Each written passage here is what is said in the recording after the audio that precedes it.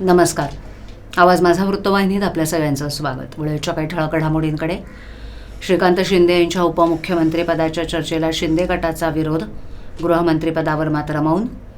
पूर्वेश सरनाईक यांच्या नेतृत्वात युवा सेनेची कोर कमिटी बैठक पडली पार. आणि दिव्यांगांना लवकरच निधी उपलब्ध करून देण्याचं आयुक्तांचं आश्वासन. शिवसेना, शिंदे गट, भारतीय जनता पक्ष आणि अजित पवारांची राष्ट्रवादी काँग्रेस महायुतीला गेल्या काही दशकांमध्ये महाराष्ट्रात कोणताही पक्ष किंवा आघाडीला मिळालेलं नाही.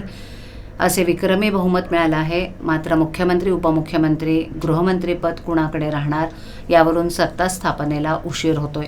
शिवसेना, शिंदे गटाकडून गृहमंत्रीपद आणि खासदार श्रीकांत शिंदे यांना उपमुख्यमंत्रीपद हवं असल्याची चर्चा देखील सुरू आहे. त्यावर आता शिंदे गटाकडूनच स्पष्टीकरण देण्यात आले. सत्ता स्थापनेला आमच्यामुळे उशीर होत नाही हे सांगण्याचा प्रयत्न एकनाथ शिंदेंकडून होतोय. महायुतीमध्ये सत्ता स्थापनेचा डेडलॉक निर्माण झालाय. एकनाथ शिंदे यांचे चिरंजीव खासदार डॉक्टर श्रीकांत शिंदे यांना उपमुख्यमंत्रीपद मिळालं पाहिजे अशी शिंदे गटाची मागणी असल्याची चर्चा आहे. रविवारी झालेल्या पत्रकार परिषदेमध्ये एकनाथ शिंदे यांनाही यासंबंधी विचारण्यात आलं होतं. त्यावर त्यांनी अजून चर्चा सुरू केली आहे. कुणाला कोणतं मंत्रिपद मिळणार याची चर्चा पत्रकारांमध्येच अधिक आहे असं सांगत त्यांनी श्रीकांत शिंदेंच्या प्रश्नावर थेट उत्तर देण्याचं टाळलं. मात्र आज सकाळपासून श्रीकांत शिंदे यांना उपमुख्यमंत्रीपद द्यावं यामुळेच सरकार स्थापनेला उशीर होत असल्याची चर्चा पुन्हा सुरू झाली. त्यावर शिंदे गटाचे प्रवक्ते खासदार नरेश म्हस्के यांनी स्पष्टीकरण दिले. नरेश म्हस्के म्हणाले की श्रीकांत शिंदे यांच्यासाठी कोणतंही पद मागितलेलं नाही. त्यांना मंत्री व्हायचं असेल तर ते केंद्र सरकारमध्येच मंत्री होऊ शकले असते. श्रीकांत शिंदे यांची खासदारकीची ही तिसरी टर्म आहे. त्यामुळे त्यांना केंद्रात मंत्रिपद मिळालं असतं असंही म्हस्के यांनी म्हटलंय. म्हस्के म्हणाले की आदित्य ठाकरे आणि श्रीकांत शिंदे वारसा हक्काचा जर विचार केला तर त्यांची खासदार म्हणून तिसरी टर्म आहे. त्यामुळे ते केंद्रात मंत्री झाले असते असं म्हणत म्हस्केंनी श्रीकांत शिंदे यांना उपमुख्यमंत्रीपद हवं या चर्चेला पूर्णविराम देण्याचा प्रयत्न केलाय. नरेश म्हस्के यांनी गृहमंत्रीपदावर मात्र सोयीस्कर मौन बाळगले. युवा सेना कोर कमिटीची महत्त्वपूर्ण बैठक ठाणे येथील आनंद आश्रमात पार पडली. शिवसेनेचे पक्षनेते एकनाथ शिंदे आणि खासदार डॉक्टर श्रीकांत शिंदे यांच्या मार्गदर्शनाखाली युवा सेना कार्याध्यक्ष पूर्वेश सरनाईक यांच्या नेतृत्वात युवा सेनेच्या भविष्यातील धोरणांवर मंथन करण्यात आलं. या बैठकीत युवा सेनेतील कोर कमिटीचे सर्व सदस्य उपस्थित होते. युवा सेनेची आगामी दिशा आणि भूमिका ठरवण्यासाठी झालेल्या बैठकीत विविध विषयांवर चर्चा करण्यात आली. युवा सेनेसाठी महत्त्वाचे ठराव या बैठकीत मंजूर करण्यात आले. संघटनात्मक पुनर्रचना, युवकांचा सहभाग, महिलांचं सबलीकरण आणि पक्षाच्या भविष्यातील धोरणांवर विशेष भर देण्यात आला. महाविद्यालयं, विद्यापीठांमध्ये युवा सेनाचा विस्तार, राज्यस्तरीय क्रीडा आणि सांस्कृतिक महोत्सवाचं आयोजन, सामुदायिक संपर्क मोहीम राबवणं तसंच सामाजिक पर्यावरणीय विकासासाठी विशेष प्रयत्न या ठरावांमध्ये प्रामुख्यानं समाविष्ट होते. विशेषतः दुर्बल घटकातील मुलांसाठी शैक्षणिक शिष्यवृत्ती देणाऱ्या युवा सेवांना शैक्षणिक मदत कक्ष उपक्रमांकावर आणि शासकीय विभागांशी समन्वय साधण्यासाठी युवासेना मिनी कॅबिनेट स्थापन करण्यावर भर देण्यात आला. हे सर्व ठराव शिवसेना नेते एकनाथ शिंदे आणि युवासेना खासदार डॉक्टर श्रीकांत शिंदे यांच्या दृष्टिकोनाशी सुसंगत आहेत. महाराष्ट्राला प्रगतिशील आणि सर्वसमावेशक राज्य बनवणं हा त्यामागील उद्देश आहे. त्या दृष्टीनं सर्व युवा सैनिकांनी जोमानं कामाला लागावं आणि प्रगतिशील महाराष्ट्र घडवण्यात आपला मोलाचा वाटा द्यावा असं आवाहन बैठकीत करण्यात आलं.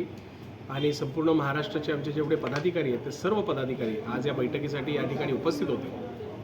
प्रामुख्यानं आज या बैठकीमध्ये 12 असे ठराव हे आम्ही युवा सेनेच्या या बैठकीच्या माध्यमातून मंजूर करून घेतलेले आहेत. आणि ते ठराव मांडत असताना मुख्यमंत्री एकनाथ शिंदे साहेबांचं, शिवसेना पक्षाचे आमचे सर्व नेते, त्याचबरोबर युवा खासदार डॉक्टर श्रीकांत शिंदे यांनी केलेली मेहनत आणि त्या मेहनतीमुळे मिळालेला आम्हाला जो विजय आहे त्या विजयासाठी आज आम्ही अनेक असे ठराव या ठिकाणी मांडलेले आहेत. ह्या ठरावांमध्ये युवकांच्या दृष्टिकोनातून असलेलं शिक्षण विभागाच्या माध्यमातून होत असलेलं त्यांना कसा भविष्यामध्ये फायदा होईल ह्यासाठी एक ठराव होता. युवतींना राजकारणामध्ये येत असताना त्यांना ज्या काही मदत असतात ते मदत करण्यासाठी सुद्धा आम्ही वेगवेगळे असे ठराव आज या ठिकाणी मांडलेले आहेत. प्रामुख्याने एक इंटरेस्टिंग ठराव जर आपण जर मला विचारलं तर मिनी कॅबिनेट हे आम्ही आज या ठरावाच्या माध्यमातून मांडलेलं आहे. त्या मिनी कॅबिनेटच्या माध्यमातून एवढंच आहे की जे आपल्या महाराष्ट्राचे जितके मंत्री असतात त्या मंत्र्यांशी संपर्क करण्यासाठी प्रत्येक युवा सैनिकाकडे एक एक विभागाची जबाबदारी देण्यात येणार आहे. आणि त्याच्या माध्यमातून युवकांचे जे प्रश्न असतात ते युवकांचे प्रश्न ह्या मिनी कॅबिनेटच्या माध्यमातून आम्ही नक्कीच सोडवण्यासाठी पूर्णपणे प्रयत्न करणार. दिव्यांग बांधवांसाठी दिला जाणारा निधी सन 2023 पासून ते 2025 पर्यंतचा अद्याप निधी मिळाला नसल्यानं सोमवारी 2 डिसेंबर रोजी दिव्यांग बांधवांनी ठाणे महापालिकेसमोर उपोषण छेडलं होतं.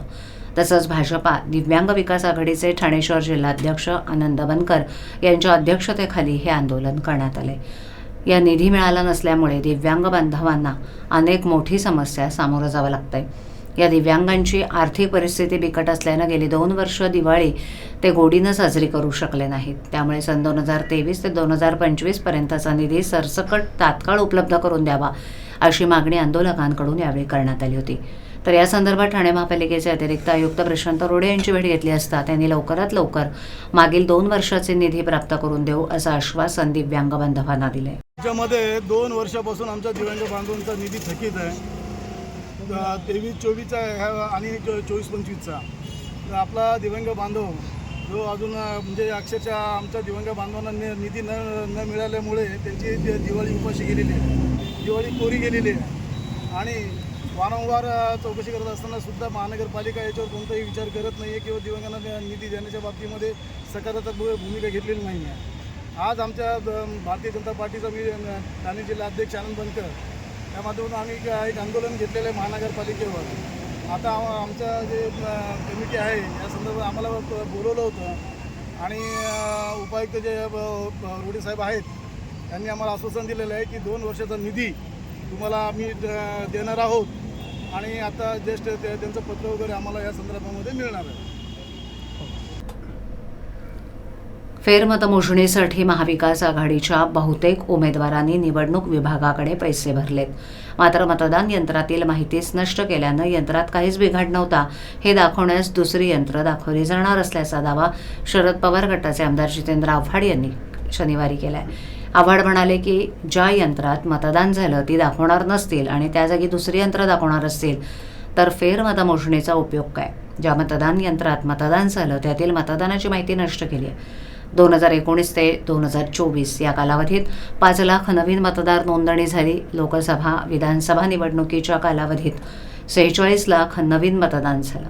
निवडणूक विभागाकडे पुरेसा कर्मचारी वर्ग नाही आणि जुन्याच यंत्रणा आहेत. आपली मतदार यादी योग्य नसते. त्यातील दुबार मतदारांबाबत तक्रारी करूनही ती वगळली जात नाहीत. 5 वर्षात 5 लाख मतदार वाढले असताना 6 महिन्यात 46 लाख मतदार वाढले कसे असा प्रश्न त्यांनी उपस्थित केला. पक्षाच्या प्रतिनिधींसमोर मतयंत्र बंद केली जातात तेव्हाच मतांची आकडेवारी निवडणूक विभागाला प्राप्त होते. परंतु दुसऱ्या दिवसापर्यंत निवडणूक विभागाच्या आकडेवारीत वाढ कशी होते असा प्रश्न आव्हाड यांनी उपस्थित केला. यात निवडणूक विभागाचा सहभाग आहे. निवडणूक विभागानं या सर्व प्रश्नांची उत्तरं द्यायला हवीत कारण ही उत्तरं मिळवणं हा आमचा अधिकार आहे. असे सुरू राहिलं तर भारत हा लोकशाही देश होता हे इतिहासात लिहिण्याची वेळ येईल असंही ते म्हणाले. त्यामुळे हा सगळा घोटाळा असून त्याच्या शेवटपर्यंत जाऊन शोध घेतला पाहिजे असंही ते म्हणालेत. ठाणे महानगरपालिका क्षेत्रात शासनाच्या मार्गदर्शक सूचनांनुसार सार्वजनिक आरोग्य विभागामार्फत रविवारी 8 डिसेंबर रोजी उपराष्ट्रीय पल्स पोलिओ मोहीम राबवण्यात येणार आहे. सर्व बालकांना विहित वयात प्राथमिक लसीकरण, नियमित AAFP सर्वेक्षण आणि पल्स पोलिओ लसीकरण मोहिमेअंतर्गत 0 ते 5 वर्षाखालील सर्व बालकं संरक्षित करणं हा या मोहिमेचा उद्देश आहे. राज्यात सन 1995 पासून दरवर्षी पल्स पोलिओ मोहीम राबवण्यात येते. ठाणे महापालिका क्षेत्रात एकूण 1278 बूथवर ही लसीकरण मोहीम राबवण्यात येणार आहे. त्यासाठी पालिकेनं 2556 कर्मचारी कार्यरत असतील. गेल्या वेळेला झालेल्या मोहिमेमध्ये ठाणे महापालिका क्षेत्रात 0 ते 5 वयोगटातील 1,78,824 बालकांना लस देण्यात आली होती. ठाणे महापालिकेच्या सार्वजनिक आरोग्य विभागाअंतर्गत कार्यरत सर्व आरोग्य केंद्रांमध्ये ही लस मोफत उपलब्ध करून देण्यात आली आहे. त्याचा लाभ पालकांनी 0 ते 5 वर्षापर्यंतच्या सर्व बालकांना द्यावा असं आवाहन ठाणे महापालिकेच्या वतीनं करण्यात आले. आवाज माझावरील एखादी बातमी पाहिजे राहून गेली असल्यास यूट्यूबवरती तुम्ही पाहू शकता. तर मग नक्की सबस्क्राईब करा आवाज माझा. आजच्या ठळक घडामोडी शेवटी पुन्हा एकदा श्रीकांत शिंदे यांच्या उपमुख्यमंत्रीपदाच्या चर्चेला शिंदे गटाचा विरोध. गृहमंत्रीपदावर मात्र मौन. पूर्वेश सरनाईक यांच्या नेतृत्वात युवा सेनेची कोर कमिटी बैठक पडली पार. आणि दिव्यांगांना लवकरच निधी उपलब्ध करून देण्याचं आयुक्तांचं आश्वासन. आपल्या विभागातील काही सूचना अथवा समस्या असल्यास त्या आमच्यापर्यंत जरूर पोहोचवा. आम्ही तुमचा आवाज नागरिकांपर्यंत नक्की पोहोचवू. आम्हाला संपर्क करण्यासाठी आमचा पत्ता आवाज माझा 103 सायलेक आदर्श नगर कोलभाड रोड ठाणे पश्चिम. आमचा दूरध्वनी क्रमांक 7666213141. आमचा ईमेल ID awazmaza.tvnews@gmail.com. तर पुन्हा भेटू याच वेळी याच ठिकाणी काही नवीन घडामोडींसह आवाज माझा वृत्तवाहिनी. तोपर्यंत नमस्कार.